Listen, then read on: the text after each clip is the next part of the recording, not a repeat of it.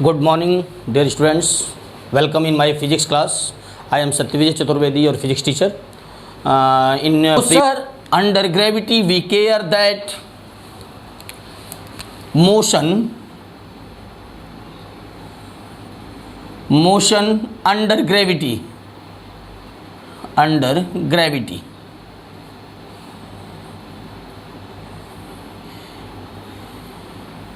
it is a not new topic.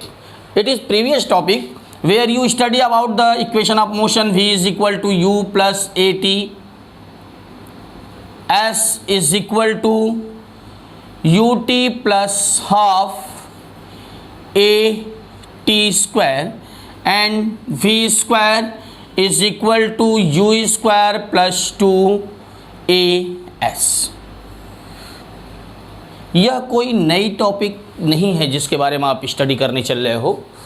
यह पुराना topic ही है, इक्वेशन ऑफ मोशन, जो मोशन अंडर ग्रेविटी आप स्टडी कर रहे हैं। मोशन अंडर ग्रेविटी इसी से रिलेटेड चीज़ है।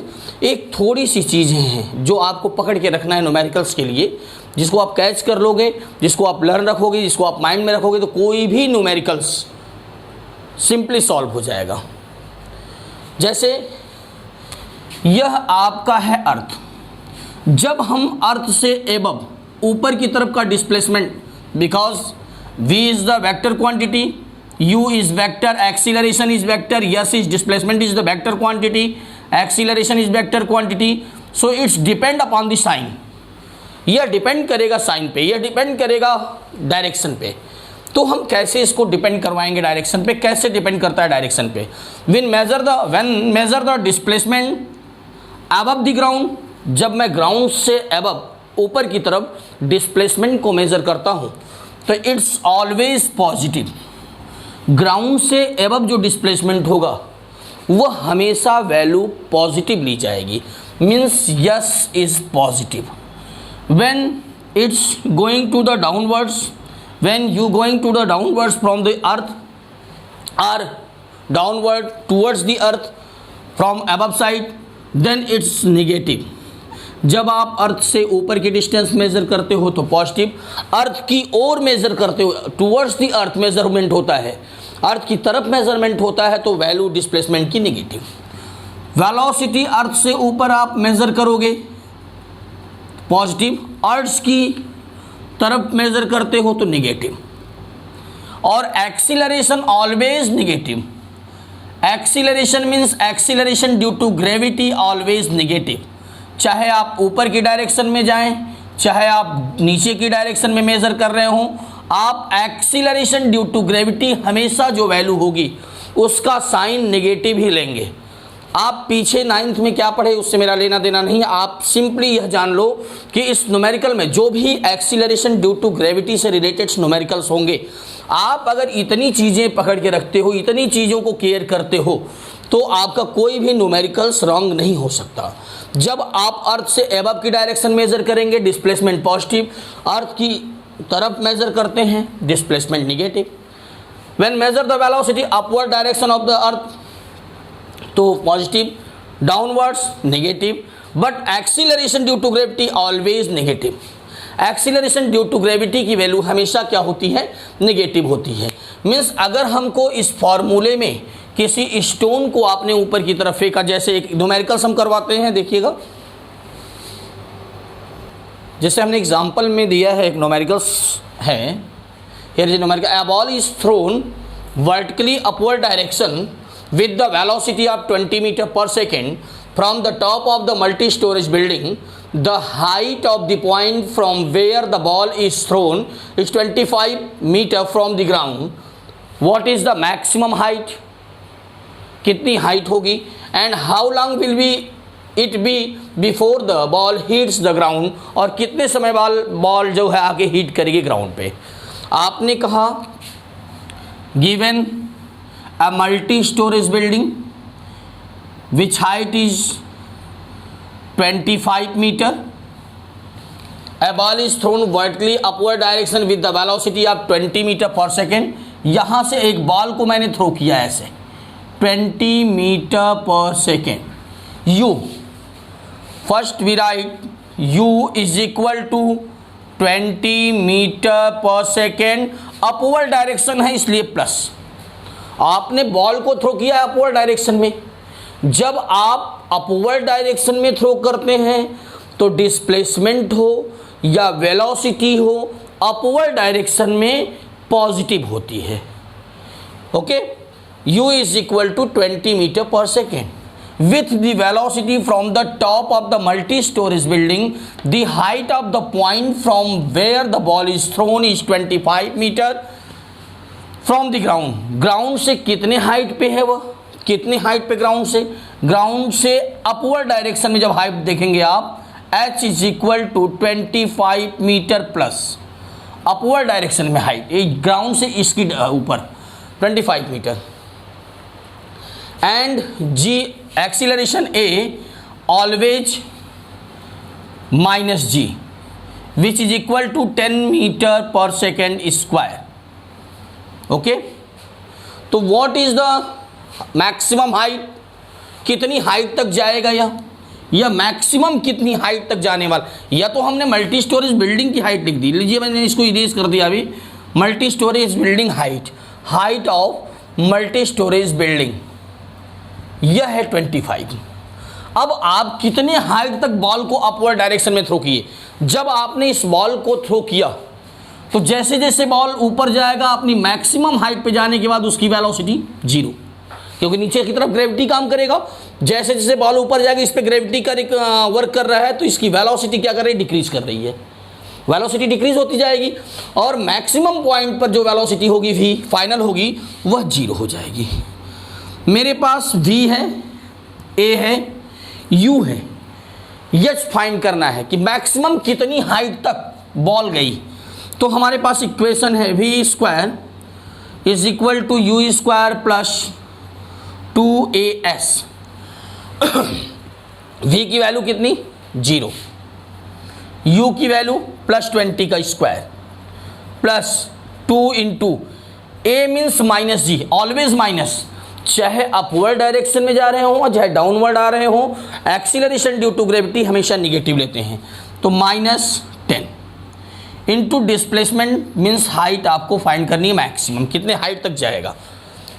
आप इसको सॉल्व करते तो 0 is equal to 20 square means 400 plus into minus -20h, so h is equal to 400 upon 20, 20 metre की हाइट तक बॉल मैक्सिमम जा सकती है। बॉल कितने हाइट तक जा सकती है, मैक्सिमम 20 मीटर मीन्स ऊपर है अपवर्ड डायरेक्शन तो +20।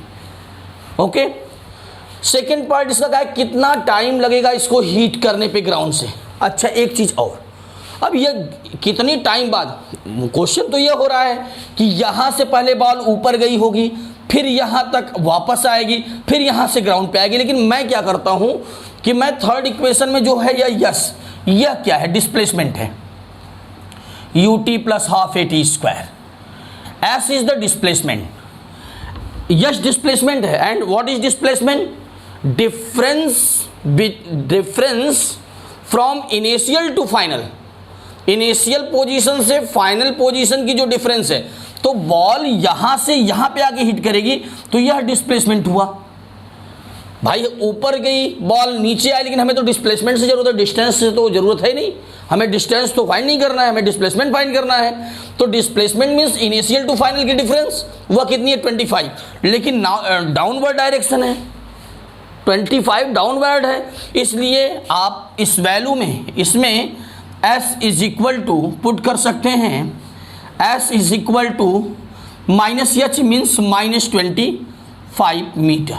इस वैल्यू को यहाँ सब्स्टिट्यूट करिए sir, s means -25, u initial velocity आपका है 20 into t, u means 20 plus लिया मैंने क्योंकि पहले अपवर्ड गया है इसलिए मैंने +20 लिया, फिर plus half, a means -g into T square. हमें टाइम की वैल्यू चाहिए 2 5 जा, सॉल्व करते हैं तो -25 is equal to 20t 5t²। आप इस इक्वेशन को सॉल्व करके वैल्यू लिख सकते हो। कितना आ रहा है देखो न्यूमेरिकल्स में, आप सबसे पहले इसको ट्रांसफ़र करते हो तो 5t² minus 20t -25 is equal to 0। 5 को कॉमन कर लो, t² minus 4t minus 5 is equal to 0। 5 1 या 5 का 2 फैक्टर करिए जो 4 आए, 5 - 1 t² minus 5t plus t minus 5 is equal to 0। इसमें कॉमन क्या है, t minus 5 plus 1 common, t minus 5 is equal to 0 means t is equal to 5 second, t is equal to -1 second. तो 1 second तो हमने neglect कर दिया, negative value उस time की होगी नहीं, हमने कहा 5 सेकेंड। टाइम कितना आएगा सर, 5 सेकेंड बाद, जब आपने थ्रो किया था उसको 5 सेकेंड बाद वो आएगा, अर्थ पे हिट करेगा। मीन्स इस न्यूमेरिकल्स में जहाँ एक्सीलरेशन ड्यू टू ग्रेविटी की बात की जाए, न्यूमेरिकल स्टेप नहीं होता, न्यूमेरिकल सब पीछे की है। लेकिन एक चीज़ें हमें क्लियर करनी होती हैं कि जब भी हम अपवर्ड डायरेक्शन में डिस्प्लेसमेंट लेंगे तो डिस्प्लेसमेंट पॉजिटिव, डाउनवर्ड डायरेक्शन में लेंगे displacement negative, velocity upward direction में प्लस, डाउनवर्ड डायरेक्शन में वेलोसिटी माइनस, जबकि acceleration due to gravity always negative.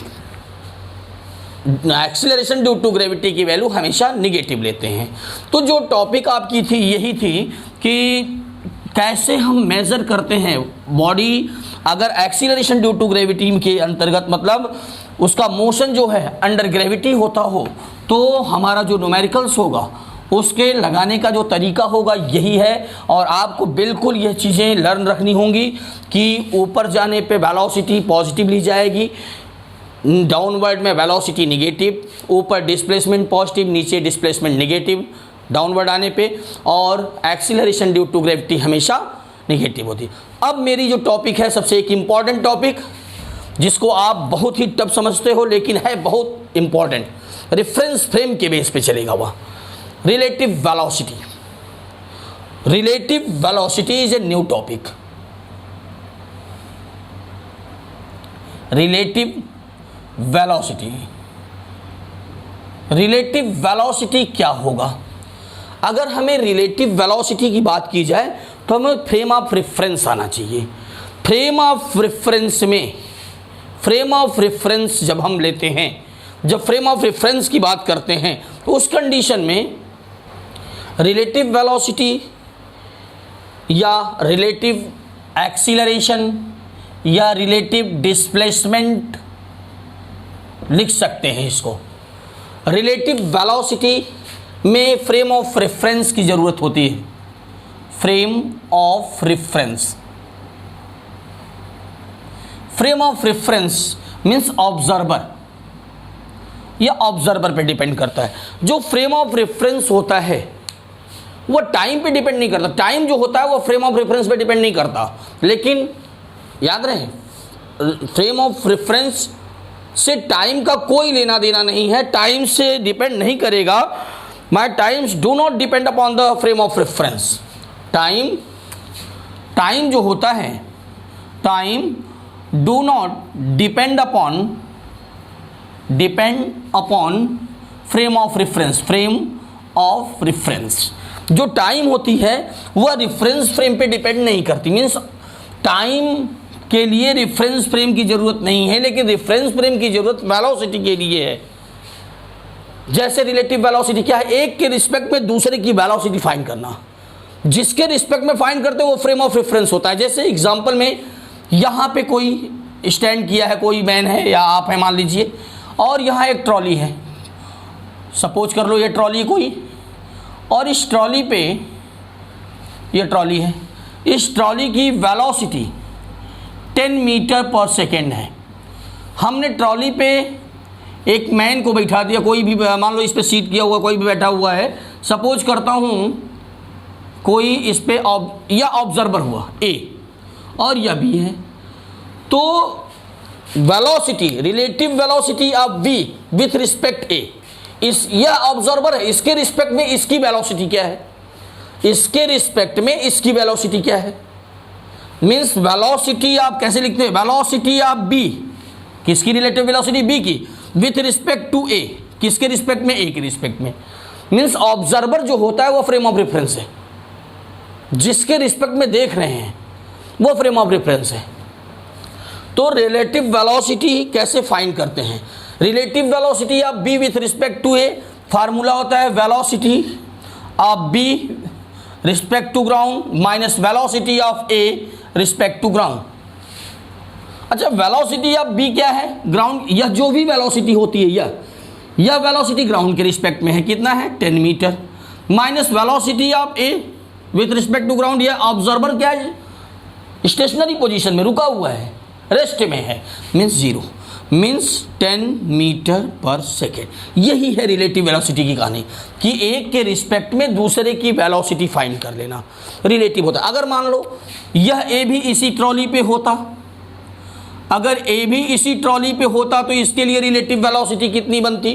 तो relative velocity of B with respect to A is equal to relative velocity of B with respect to ground minus velocity of A with respect to ground. Velocity of B की velocity क्या है sir? आप तो B की velocity देखोगे ना, तो B की वेलोसिटी ट्रॉली के रिस्पेक्ट में आएंगे, ट्रॉली 0 पे है, मतलब इसकी वेलोसिटी 0, बी रुका हुआ है इसके लिए, ए के लिए बी रुका हुआ है, बी के लिए ए रुका हुआ, दोनों का वेलोसिटी 0 है, इसलिए 0। मतलब जैसे अगर आप ट्रेन से बाहर खड़े होकर ट्रेन में जाने वाले, जब ट्रेन चल रही हो, ट्रेन में अगर सिंपली चाहो तो इसको आप सोच सकते हो, जैसे आप ट्रेन जा रही है और ट्रेन में कोई पर्सन बैठा हुआ है, आप बाहर स्टेशन पे खड़े हैं, ट्रेन चल रही है, तो आपको वह क्या होगा? चलता हुआ मोशन में दिखेगा। लेकिन अगर उसी ट्रेन में आप भी बैठ जाएं उसके सामने, उस पर्सन के सामने आप भी बैठ जाएं, तो आपको वह कैसा दिखेगा? रेस्ट में है। तो रिलेटिव वेलोसिटी फ्रेम पे डिपेंड करती है कि फ्रेम ऑफ रेफरेंस क्या है। मैंने पिछले वीडियो में बताया होगा, जब चैप्टर स्टार्ट हुआ होगा वहाँ फ्रेम ऑफ रेफरेंस पे डिस्कशन हुआ था। तो फ्रेम ऑफ रेफरेंस पे डिपेंड करता है रिलेटिव वेलोसिटी। तो रिलेटिव वेलोसिटी से जो न्यूमेरिकल्स आते हैं, बढ़िया न्यूमेरिकल्स आते हैं। रिलेटिव वेलोसिटी फिर से मैं बताता हूँ कि रिलेटिव वेलोसिटी एक के रिस्पेक्ट में दूसरे का होता है। जैसे एक क्वेश्चन मैं करवाता हूँ आपको, सपोज करो यह कोई पर्सन है आपका ए, और एक कोई है यह दूसरा कोई है बी, यह ए है और यह बी है। यह 20 मीटर पर सेकेंड से मूव कर रहा है और यह जो पर्सन है यह 10 मीटर पर सेकेंड से मूव कर रहा है।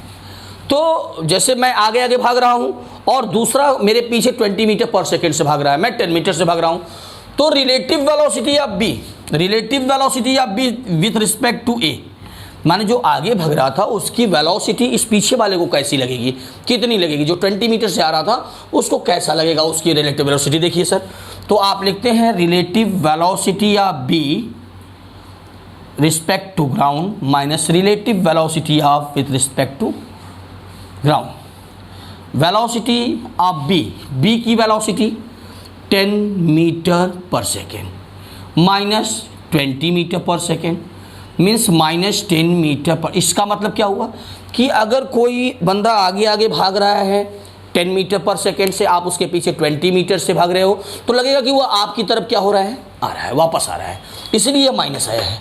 लगेगा कि उसकी वेलोसिटी वह आपकी तरफ मूव कर रहा है।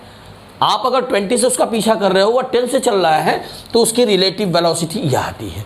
अच्छा, मान लो मैं भागते हुए इस पीछे वाले को बंदे को देखता हूँ कि उसकी वेलोसिटी क्या है, उसकी वेलोसिटी क्या है? बी की वेलोसिटी, मतलब यह चल रहा था बी, ए की वेलोसिटी को देखता है घूम के, तो बी के लिए ए की रिलेटिव वेलोसिटी क्या होगी? A relative velocity of A with respect to B, तो V A with respect to ground minus B with respect to ground.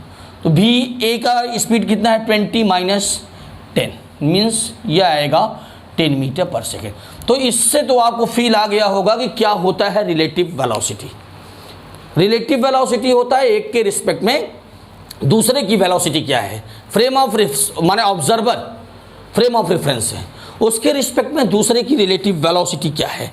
जैसे एक क्वेश्चन है कि एक ट्रेन है और ट्रेन नॉर्थ साइड में 20 किलोमीटर पर सेकेंड की स्पीड से जा रही थी, सपोज ट्रेन ए, और इसकी स्पीड है, ए की स्पीड मैं सपोज करता हूँ 60 kilometre per our in north direction, and second train है बी और इसकी अपोजिट साउथ में जा रही है, इसकी हम स्पीड सपोज करते हैं 80 kilometre per our, 80 kilometre per our.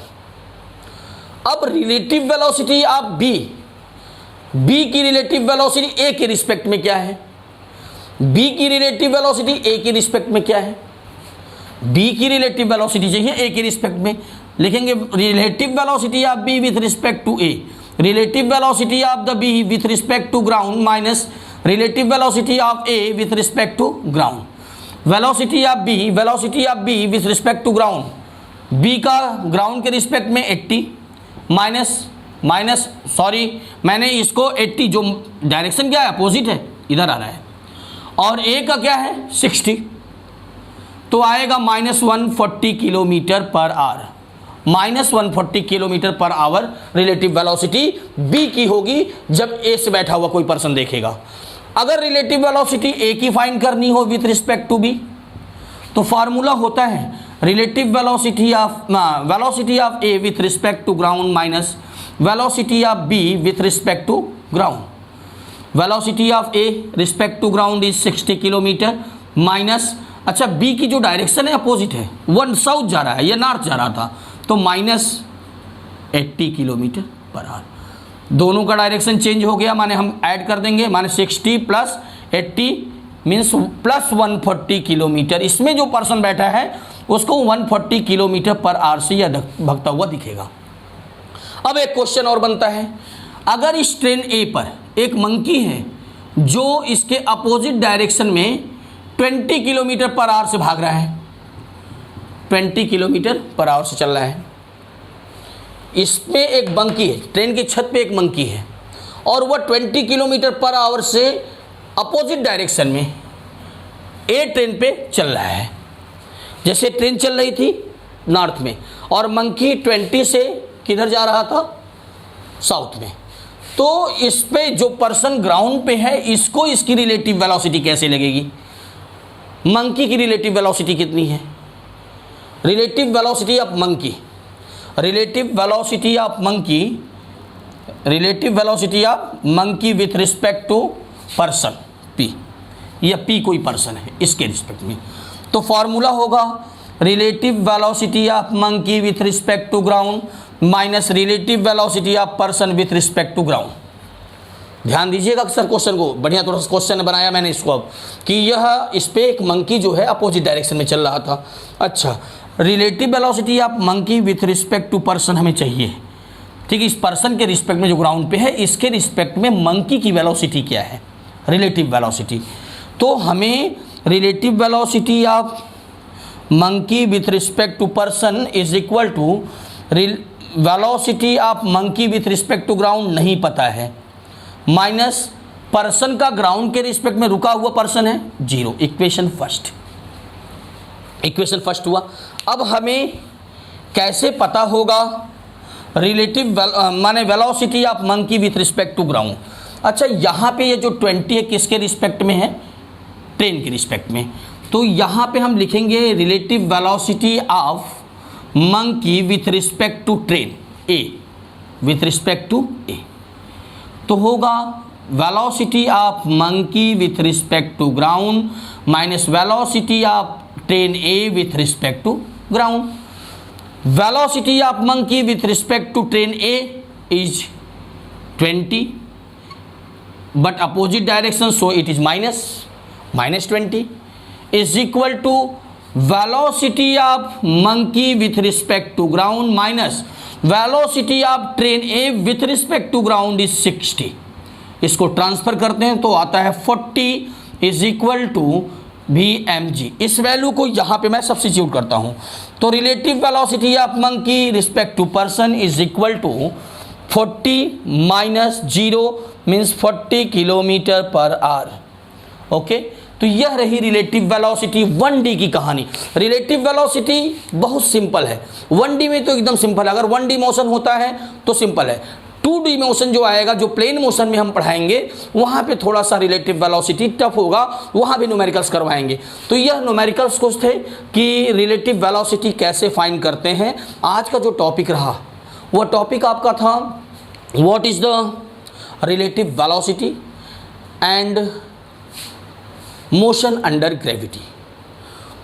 इसको छोटे में मैं थोड़ा सा बताता हूँ, दोनों चीज़ें इंपॉर्टेंट हैं, दोनों को एक बार छोटे में थोड़ा सा देख लीजिएगा, सॉल्व कर देता हूँ। और यह मोशन इन स्ट्रेट लाइन का आज लास्ट वीडियो है, अंतिम टॉपिक है, अंतिम टॉपिक रिलेटिव वेलोसिटी। इससे जितने भी न्यूमेरिकल्स हैं उसको आप सॉल्व करिएगा और कमेंट बॉक्स में लिख के कोई प्रॉब्लम है तो आप पूछ सकते हैं। आपके लिए इम्पॉर्टेंट टॉपिक होती है रिलेटिव वेलोसिटी। बहुत ही सिंपल टॉपिक है, थोड़ा सा आपको पहचानना है क्या करना है। मैंने जो आज टॉपिक किया है उसको मैं छोटे में थोड़ा सा रिवाइज एक बार कर देता हूँ।